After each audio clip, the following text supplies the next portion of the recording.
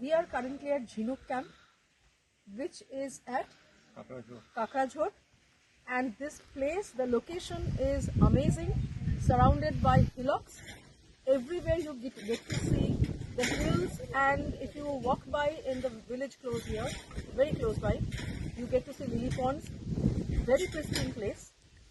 That's the location. About the service, it's beautiful, wonderful service. You feel at home. They're always at a call away. Whenever you call, reach out for them. They come and help you with whether it's food, whether it's any requirement which you require service on. The rooms are all facing the mountains or the hills. So you will not feel that you have to walk somewhere else to visit a location. It is amazing. I don't feel like leaving this place today. We are checking out. আমার যেটা সবথেকে ভালো লেগেছে সেটা হচ্ছে Bappa অরিত and team যেরকম ভাবে আমাদের দেখভাল করেছে সবকিছু, মানে একেবারে যাকে বলে জামাই আদর করার মতো, রিয়েলি বিউটিফুল।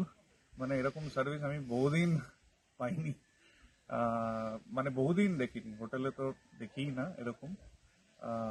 তো তোমাদের আরো ভালো করে কাজ করো, ঝিনুক ক্যাম্প আরো বড় হোক, আর আমরা ফ্রিকুয়েন্টলি আরো আসার চেষ্টা করব। জায়গা সম্পর্কে মানে দুর্দান্ত, ঝিনুক ক্যাম্পের লোকেশনটা ওয়ান্ডারফুল। অনেকগুলো ক্যাম্প আছে এখানে, প্রায় 7-8টার মতো, কিন্তু আমি এরকম লোকেশন খুব কম দেখেছি।